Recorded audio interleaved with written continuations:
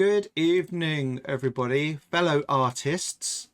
This evening we're going to be carrying on with our Gelli printing. Last week I did a normal, what I would call monoprint painting, because I wanted to ensure that everybody who perhaps didn't have a Gelli plate could still experiment with monoprinting, just using like a plastic sheet or something like that, and then very quickly pull off a printed texture or a brush stroke to be able to create a painting. So the whole idea of this is that we create a landscape by layering different textures and different brush strokes on top of each other with a specific landscape in mind. And that obviously creates textures, it creates imprints of different objects or things that you've bought or got or found, to then create a textured landscape that then you can paint back into to add some finer details and brush strokes and things as you would normally with a painting. So I'm going to just talk briefly about what we did, and then I'm going to do a few sample prints. Hopefully I can find some paper. I've got some paper. I'm going to do a few sample prints because I've experimented a little bit more, and just talk through that just to remind you as well. And then we're gonna I'm going to choose a new landscape and do a painting of that, or most of a painting hopefully, using the Gelli print technique, so using an actual Gelli plate. Okay, so we'll go over to the art wall. So you remember this lovely artist with these amazing colours and layers and textures that we talked about last week, Barbara Ray. So here we can see all of a few examples of what she does, and our whole project this last 10 weeks has been about creating abstract landscapes. So here we're using shape and color to create a sense of landscape by layering lines and marks on top of each other in what you might think is quite a simplistic way, but is actually layered and planned out very carefully as well. So I know that she does screen printing, she does painting, and I'm sure when I went to the Royal Academy exhibition many years ago, I saw some monoprints that she had done. So I remembered this and I thought, fantastic, I'll show some of these to you as well.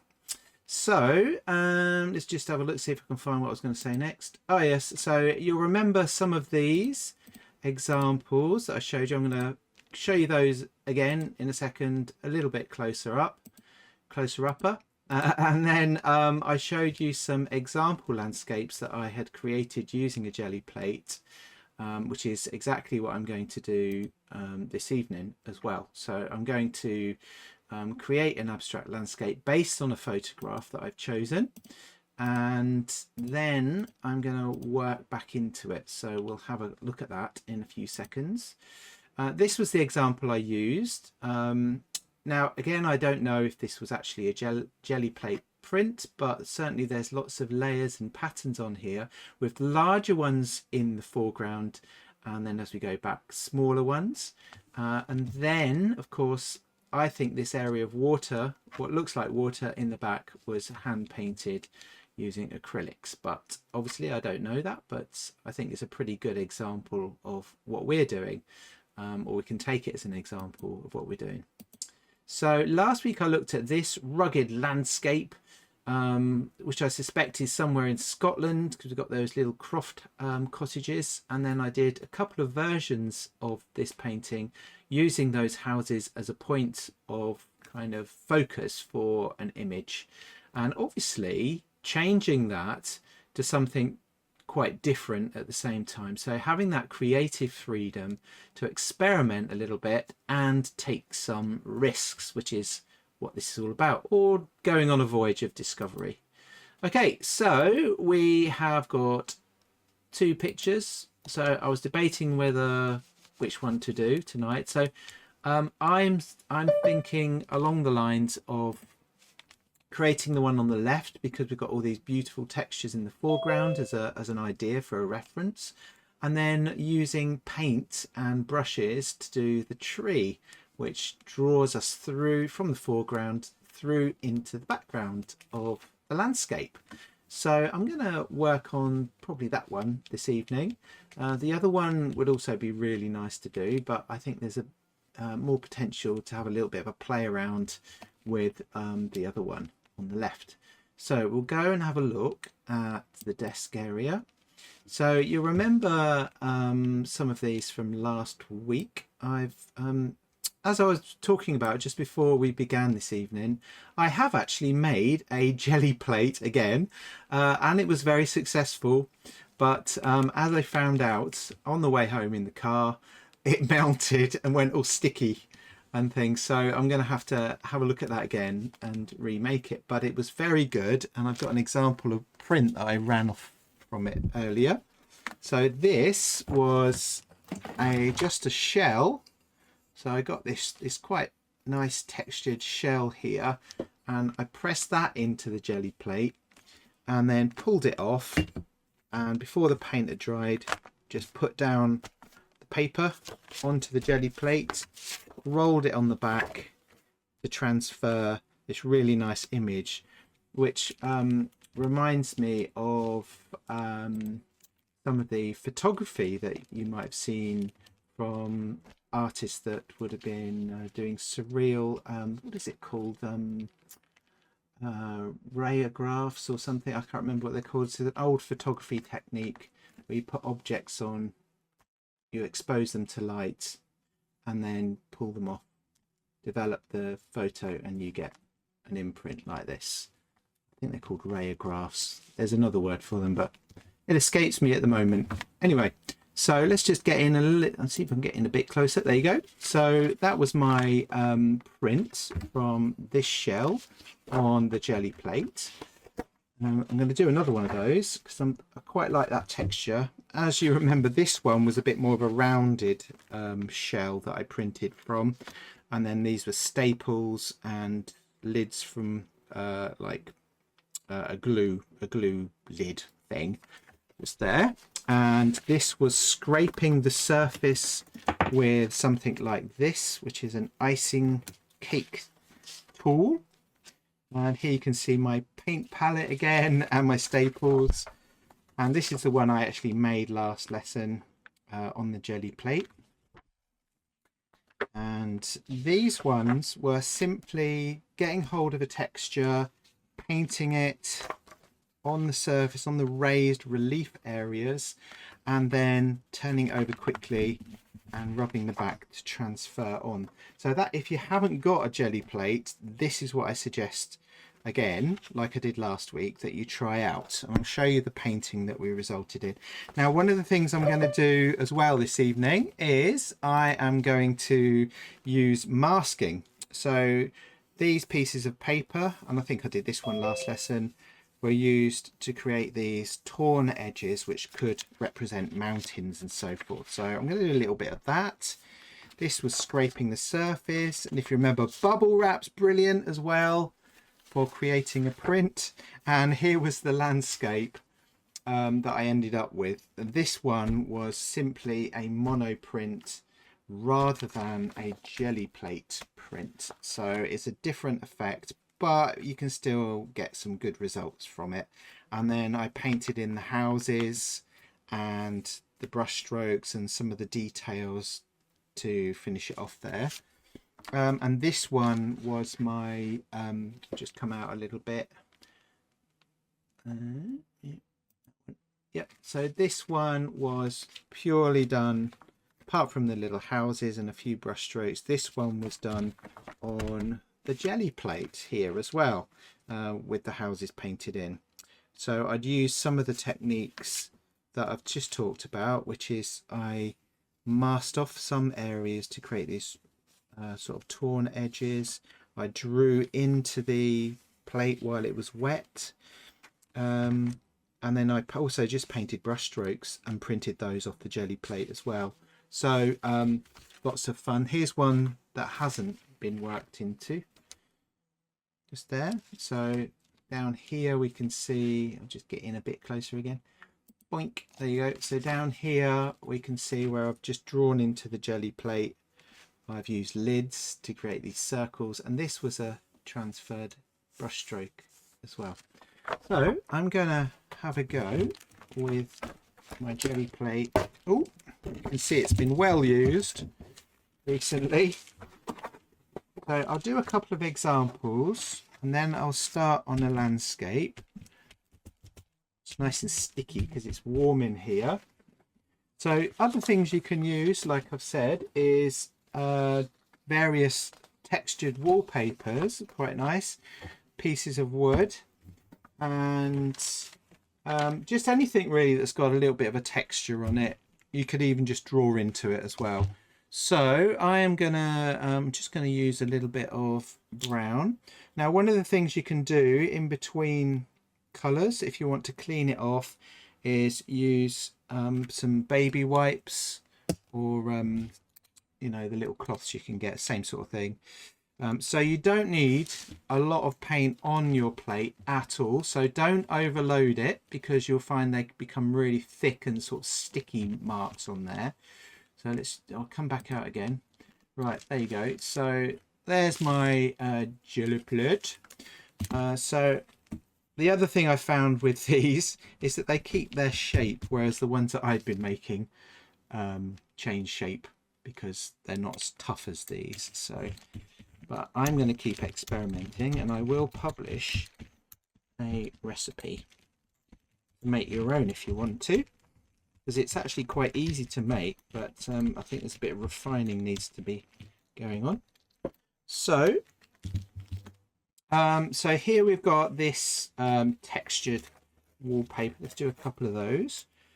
So I'm going to put that on there. You've got to be quick, remember. Now, if it dries too much, you can, if you remember me saying, reactivate the acrylic by putting some more acrylic on the back.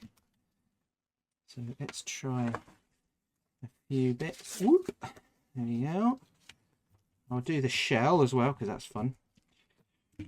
And so we've got one like that, and we'll get this lovely shell. Plonk that in there like that. Pull that off. It does ruin the shell really. You've got to give it a good wash if you want to get it back again.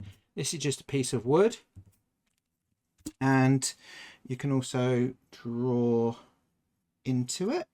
Now I'm hoping that's dry enough for me to go, or wet enough I should say, for me to be able to pull a print off.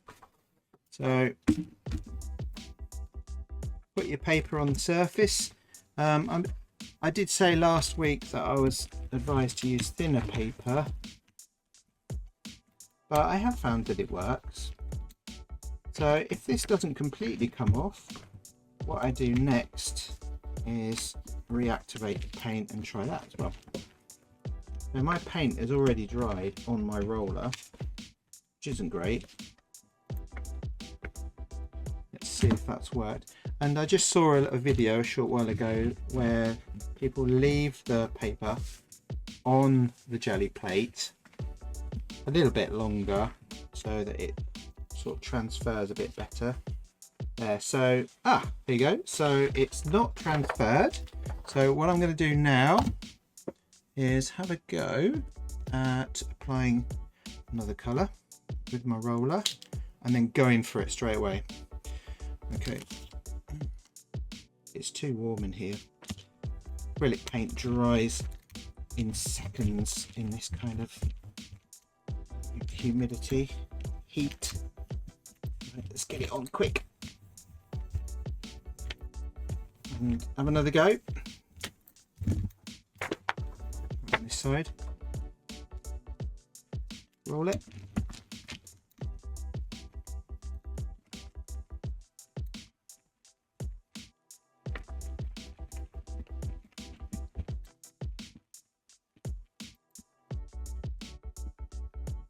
Jamie, can you only do it with acrylic paint? Acrylic is the preferred option. I did remember, actually, you can use, if you've ever heard of Posca pens, have you heard of those? Those are they're acrylic based pens, which are a really good high quality. So you can use those to draw onto the surface and then transfer to. There we go. It worked. There we are. So if we zoom in a little bit, we can have just a little bit of a closer look at that, hopefully. There we go. So you can see that I have picked up a lot of texture on there, despite the fact it had dried. See, some areas I didn't put enough green on to get the green completely on there. I could have just used white and I would have had obviously brown and white picture, but I used a green. So I've got a multicolored or two-colored duo print here. So I've got the different wallpapers, we've got the wood, and we've got the shell like that, which is marvelous, which is really nice. This is why it's so lovely, is because you can do all sorts of different objects. I did a pair of scissors the other day as well, which was really exciting. But you can do all sorts of objects on there. In fact, there was one thing I thought this evening I would try out, which is this. So I'm going to give this a go. So, oh gosh, my I've gone off for some reason. Oh, it's because I switched it off. It's just, no, I've gone off, never mind. So I've got this just here, look, which is a fern thing that I got from the garden. So I'm going to have a little go at that now. Let's try, I'll do try the brown again. There we go. Roll it out and then I'm going to put it straight on. This was one thing I did on the course at the Kerwin Art Centre that I mentioned last week. We tried some plants and things. I think we were sent outside to get a few bits and bobs to have a go with. So we put that straight on there. And then, oh gosh, need some paper here. Oh, I'll use this. So put that on there. Now there's two parts to this. I'm just rolling the back.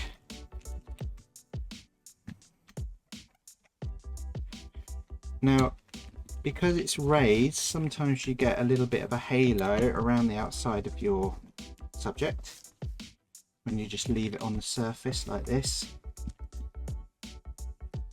Oh, we'll see if it works. And then there's a second part, because what's left over you can use as well. Right, here we go. Dun, dun, dun, dun, dun, dun, dun, dun, dun, dun, dun. Ooh. Look at that. There you go. So I've got an outline, a silhouette of a beautiful fern. And if I take this off, I've got something left over, right? So what I can do then is, with a little bit of magic, hopefully, is put a little bit of green on there, just a bit. Remember, you only need like just over a pea size piece. And let's see if I can pull a print off with what was left over of my fern. You do this all night, you know, you just get kind of into it, seeing what you can print. And I'm going to do something else as well. Just going to see what happens if I just put this shell in there as well. I'm going to get this piece of paper and do it on the other side. Roll over it. Because it's just an experiment, so we don't worry too much.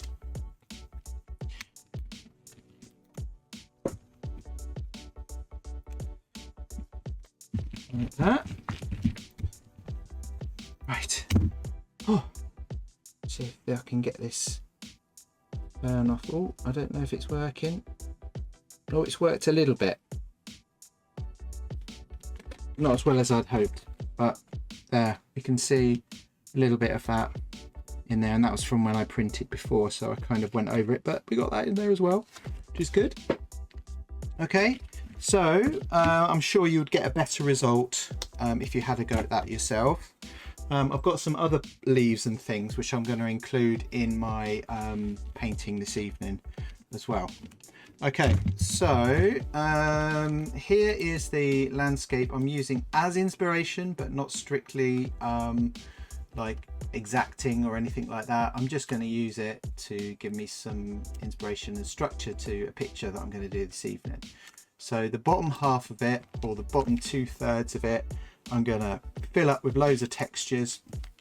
I'm going to have a plain sort of sky like is in the picture, and use some torn edges to create this kind of rugged landscape effect that you can see on here as well. I've got a copy of that I've got out here in front of me. Now, one thing I do advise, which would be quite nice to do, I feel, is to create a background color. Now, you could just paint that, you know, as you would normally with a brush, or you could use the Gelli plate, which is how I tackled it when I did one last time. So I've got quite a big sheet of paper here, and I'll show you how I go about filling up that space. Let's see if I can get further out. There you go. So there's my Gelli plate, there's my paper, and I'm gonna mix up some white and a touch of blue for the top half. So, oops, it's all flying out.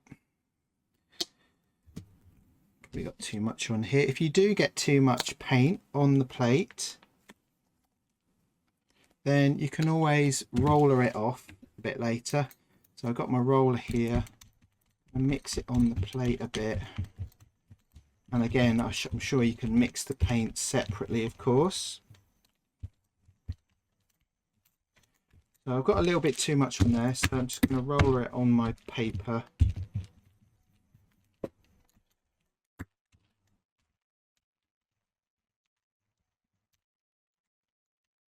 And I did say I was going to have a sort of plain top half, but I think I'm going to put in some lines instead. So I've got this cake mixy thing here. So I'm going to draw some lines, which could equally be kind of a field or something, I guess. Like that. And you can overprint things as well, which means like go over the top of the thing you've just done. That looks like a lot of fun. So now, when you do your print with a large area,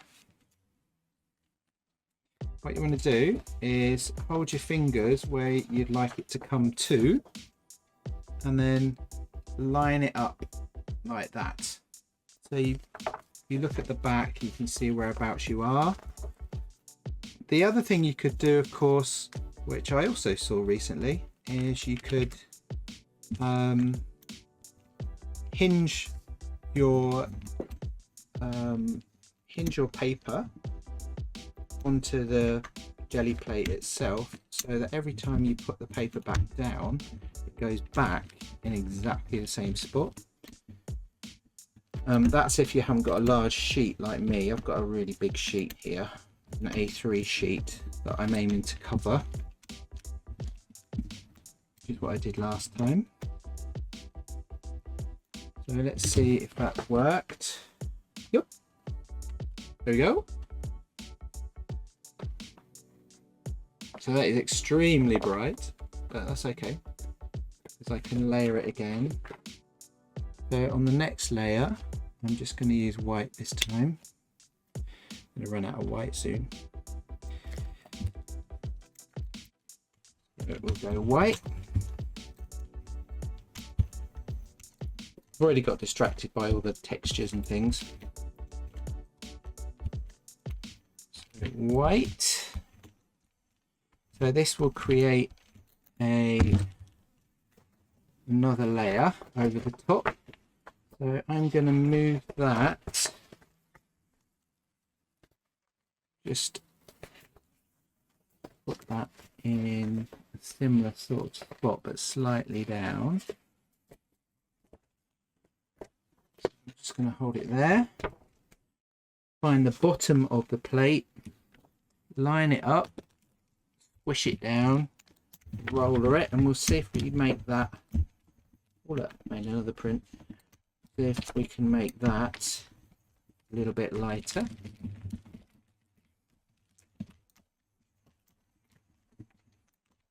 There we go. I think I'm going to go for greeny sort of layer next. There we go. That's lightened that area a bit, like that. Okay, and then let's go for a green. Now this is where I think I would like to do some masking. So before I put that on there, I've got some thin newsprint. I'm going to tear. Now you could draw out what sort of shape you want and things with a pencil first. I'm sort of using sort of a more ad hoc approach to this. Quite like that line there. Oops. I think last week it got so stuck on here. So I'm going to put it sort of, I don't know, something like that way up at the top and then overprint it. So let's see what we can do anyway. So put that on there, just a small bit, and go for it. And what shall I do on here?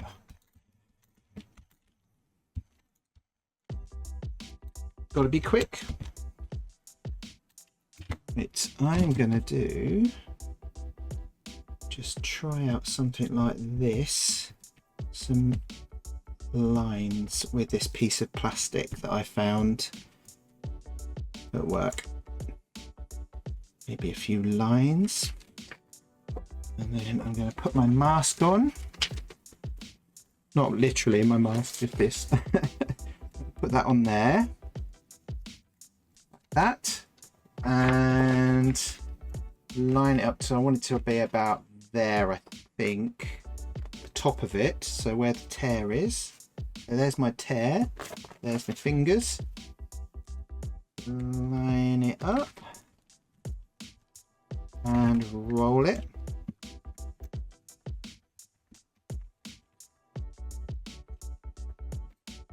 So I've put all those lines on there as well. So don't forget, this is all about, we're layering things as well. So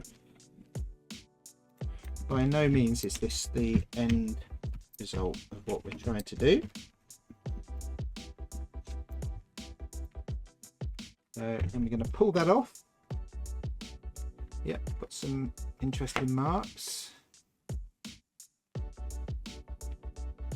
With my bit of plastic just there.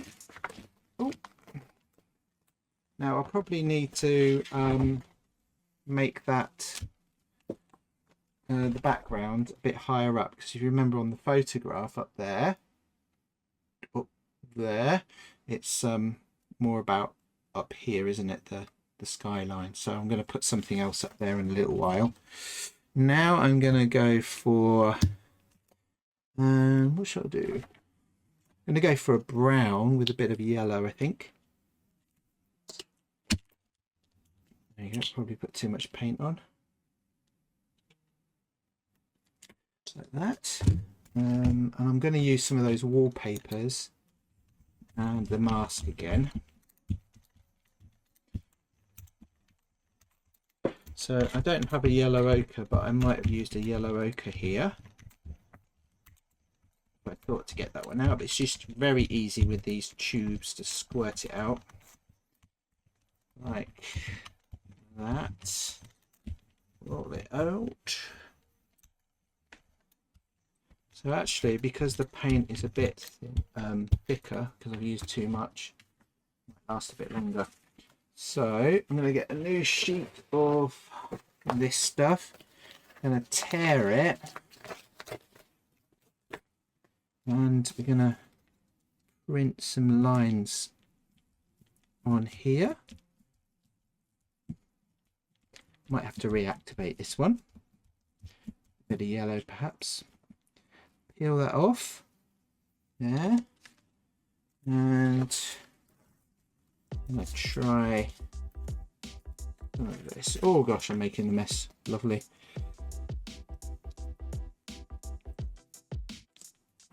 See what happens with this.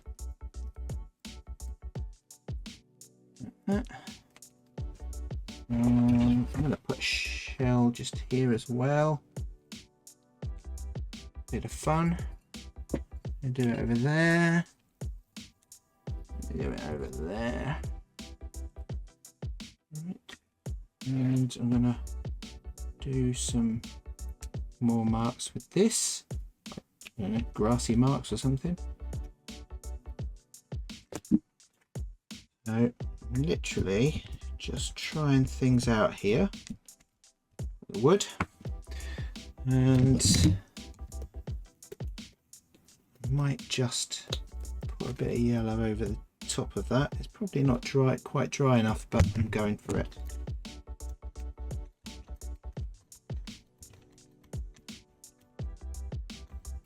If it's not dry enough, we'll see how it comes out. It doesn't affect what I've done underneath too much. So I've got a layer of yellow on there now, and I'm going to line it up about here, turn it over, find the top of my plate. So this is going to be more of a rectangular shape, isn't it? So put that on there, find the roller,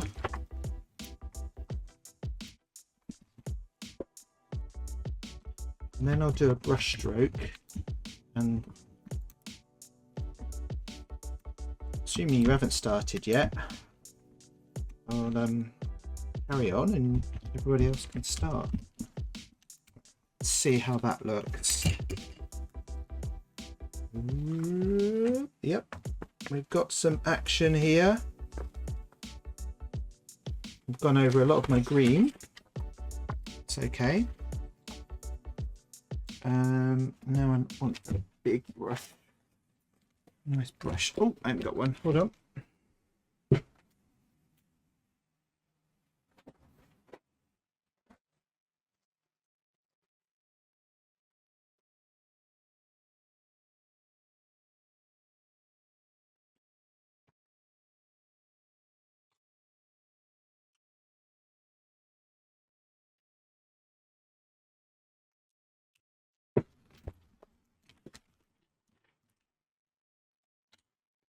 So I'm going to try mixing a bit of white and a bit of yellow, and then making a brush stroke. I've just put it on my paper, and I've got some water here, so I'm just going to mix those up. Tiny amount of water. And then I'm going to do some brush strokes.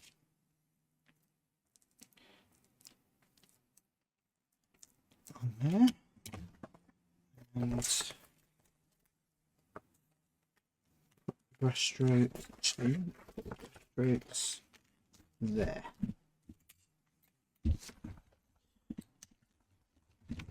So there's a certain amount of control, and there's a certain amount of no control. So you're just trying out things to build it up, particularly if you haven't done it before.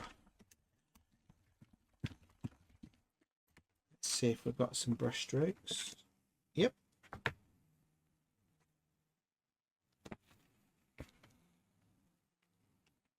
No, you could just paint the brush strokes on, of course, but it's quite nice to have them printed because you get extra sort of details on some of the lines as well. I'm going to do one more, because in the photo it's a little bit higher up, so I'm going to make a new mask.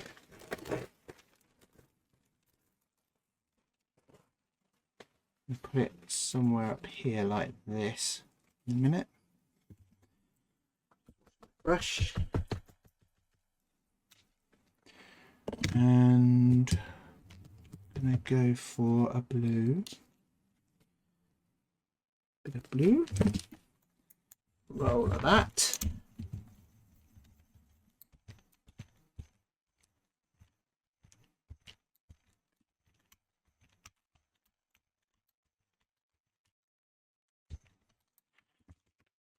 Bubble wrap here actually. Like I had last week, so I'm just going to do that.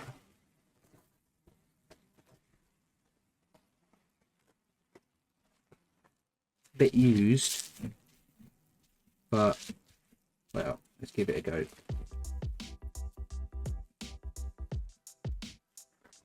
Bubble wrap, mask, there, and might do one at the bottom as well.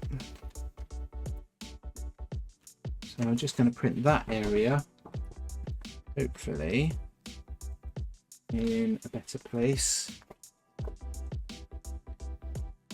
Now, there. Let's try that.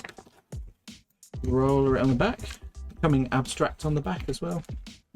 Right. So maybe a bit of bubble wrap on there as well.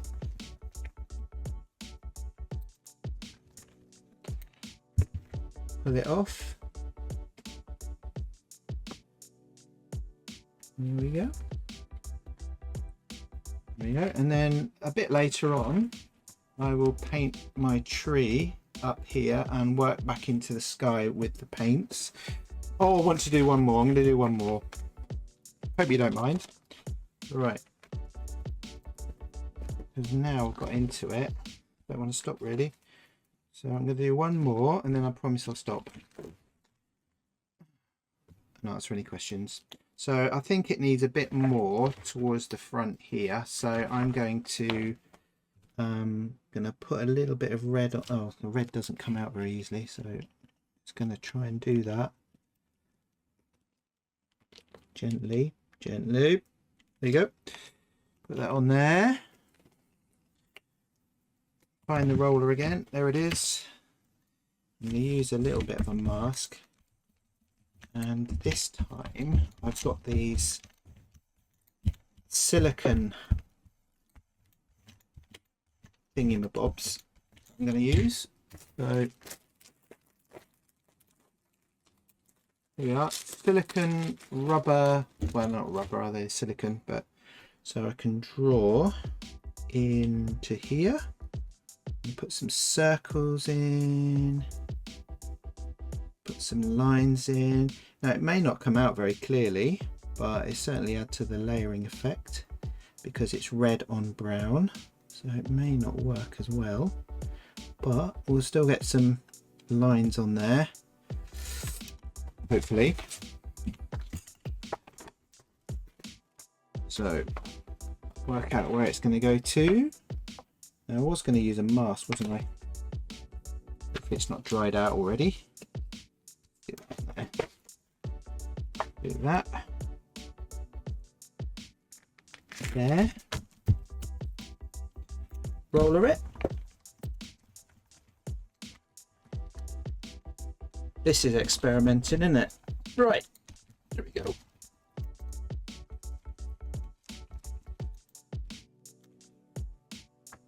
Peel it away, and we've got a bit of red. So the red is because we're more in the foreground here. So this paint is quite a cheap paint, really, but it does have the effect that it's quite shiny on the surface. So you almost get this like postery sort of printed feel to the resulting image. So let's zoom in a little bit, and then we can have a look at what I've managed to do here in a very short space of time. So let's get in a bit closer.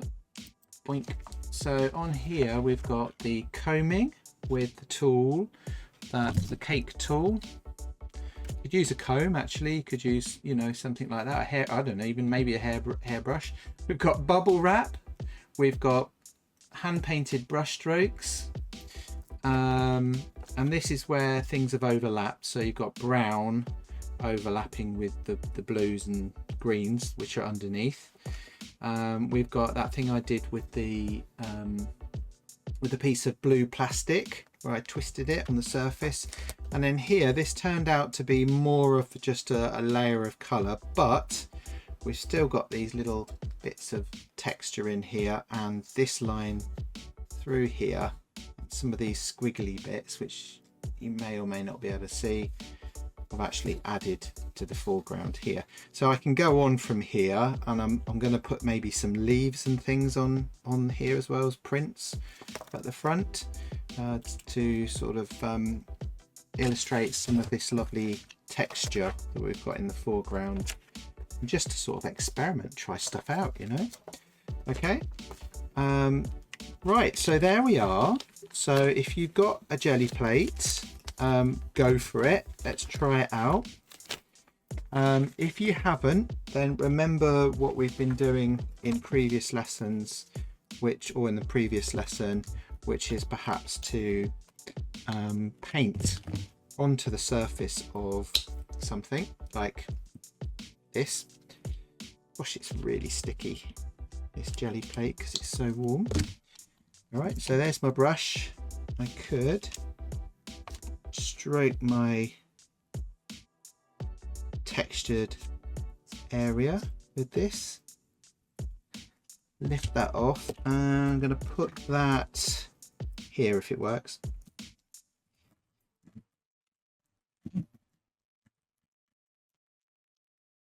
Yeah, so there's a little tiny bit of texture there now. Okay, so up here I may just paint in the mountains and things that are in the picture at the background, but let's try it out, see what happens. So after this I can also paint in details like little flowers and things with a brush and so forth too. So we've created essentially a really nice background to start working back into as a painting. So it's a really good medium. There's lots of different things you can do with it that I won't have covered this evening, but if you've got one of these things, you can have a lot of fun with it. Okay.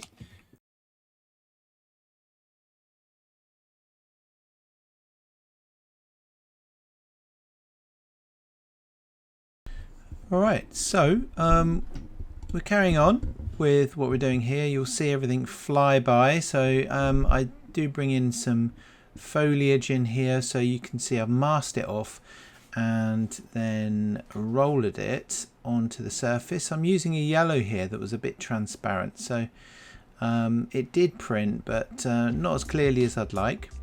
But you'll see in a short while how I use this particular print of a fern leaf to create a silhouette and pull off some different prints. So I'm literally here experimenting in free flow, really just trying stuff out. So this was a previous print and I tore a bit up and stuck it on. You just saw my print of the fern leaf created a silhouette. And this time what I'm doing is using this acer leaf and printing that over the top of my fern and then cutting it straight out. I tried a bit of tearing, but then decided I didn't want to have the torn edges on this particular leaf. So I'm doing these larger pieces in the foreground just to mimic the kind of idea of a landscape where you're looking at the details close up and in the distance the smaller details. So I literally just decided to use lots and lots of pieces, or a few pieces anyway, of the previous prints that I had done here as well. And I just tried this out to creating a silhouette. Keeps going off screen, sorry about that. And then after you lift the leaf or foliage, it often leaves a detailed print behind, so you can actually reignite the paint, or get it going again, reactivate it by applying some paint back over the top of whatever's left over after you've pulled the leaf. So I decided at this point to stop, and I have a few minutes where I'm just tidying away all of the stuff that I've been using, because there's quite a lot of stuff. So I put all my prints back together, moved everything off the table, and in a few minutes or in a few seconds you'll see me start to paint the picture with the reference of the photo you can see in the top corner. The tree is a brilliant device to help really start to create this idea of the landscape. So I start off by using a pencil, as you can see here, to literally just sketch out this tree quite loosely and add in some mountains. And I'm not particularly bothered about getting things completely accurate with this. I just want to use this motif of the tree to draw the attention